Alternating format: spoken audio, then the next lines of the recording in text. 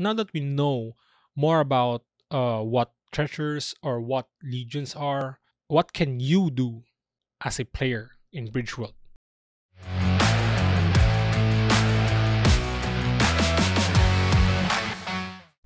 So as stated, the gameplay revolves around the legions. You'll be able to use them to summon more legions, to quest for drops like essences of starlight, treasures. You could also use them to craft consumables using treasures, and most importantly, legions are used to mine magic. So we're going to talk about mining emissions. So mining emissions is very simple. It depends on the circulating supply of magic staked. So the more magic staked, the higher mining emissions. We need at least 30% of the circulating supply staked for us to have emissions. So we start at 30% stake, we get 50% emission. 40% stake, we get 60% emission.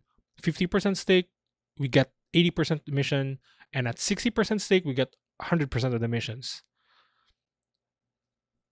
So the mining process of Bridgeworld is very simple.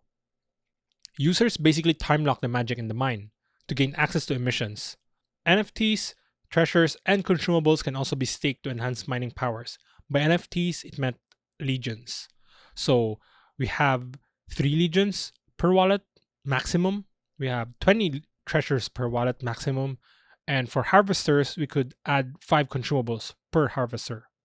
So NFT modifiers, again, NFT modifiers do not get magic. They do not earn magic. NFTs, they only give boosts. And they could be unstaked at any time, unlike your magic. They're not time locked like magic. So the Atlas Mine is where we stake our magic. We could also calculate our mining power. And also we could also see our relative share of mining emissions.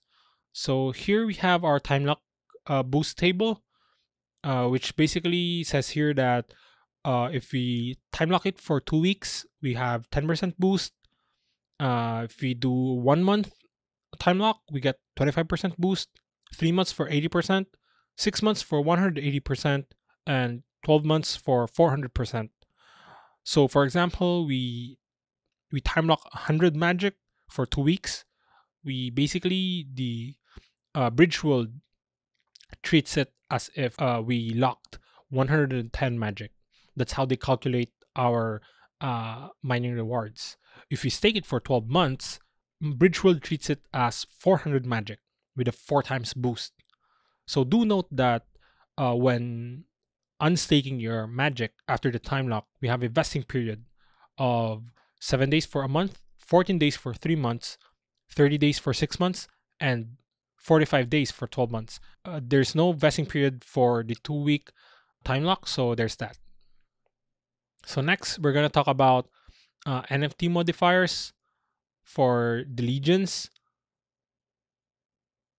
So basically, legions are split into Genesis legions and auxiliary legions.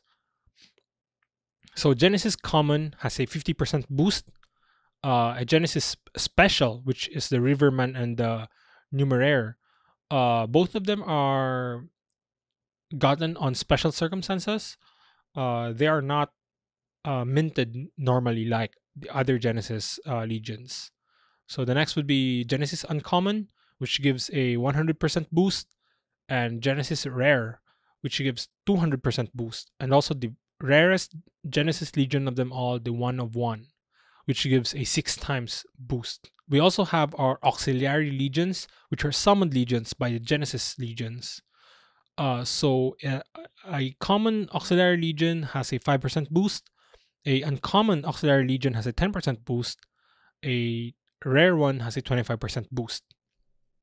So here are the treasures in the Bridgeworld metagame. So we have tier 1 to tier 5. Most tiers have their own specific boost, but tier 1 would always be higher than tier 2. So for example, in tier 1, the highest we could get is 15.78, and the lowest we could get is 7.52. On tier 2, the highest we could get is only 7.32, which is still lower than the lowest one in tier 1. So do note on this. Also, Grin and Honeycomb, they're both special. They're both special treasures. You cannot get them easily. They are supply capped, so their value are really really high. Next, we're going to talk about harvesters. Harvesters are finite amount of resource gatherers that compete amongst each other in the Atlas mine. So it's a capped AUM of 10 million magic for season 1, and a harvester's mining power is relative to the total emissions, but it could exceed the Atlas mine due to incremental boosts from the harvester parts and the legion staked.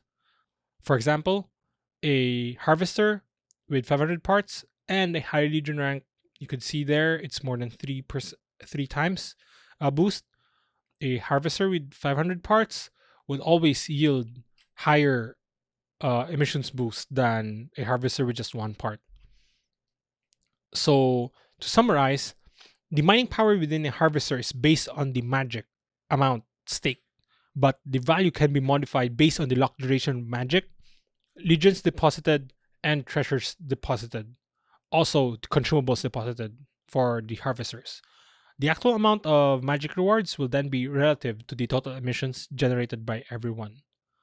So, the harvester meta, actually, there won't be a single meta for Bridgeworld, as both mainstream guilds and small elite guilds can thrive.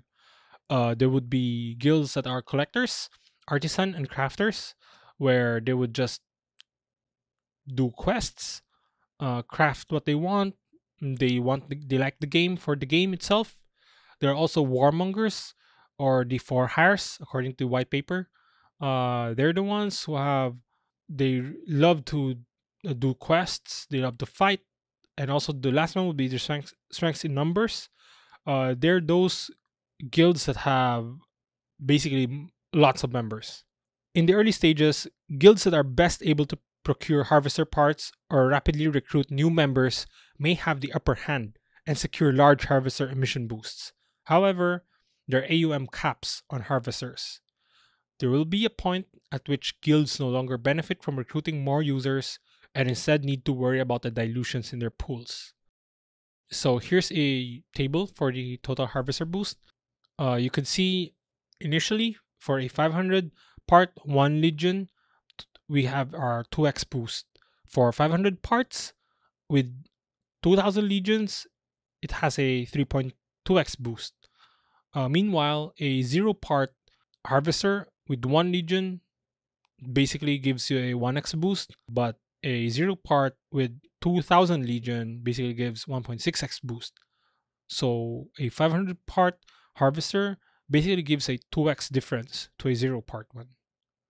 So as you can see here, the mid to early game, or early to mid game, you could have 0 to 100 parts minted, and maybe a large guild would have around 300 plus people. In the mid to late game for the elite guild, maybe 300 to 500 parts minted. Small elite guild would have around 50 people. Elites who basically dislike dilution and hoard parts to create new harvesters. So in the mid game, fearing dilution, richer players with many parts may splinter off to create smaller elite guilds, potentially lowering overall boost, but basically it has less dilution. If you guys like the content we produce, be sure to like, comment, and also subscribe to our YouTube channel. And be sure to check out our Facebook and Twitter, where we frequently post crypto-related content.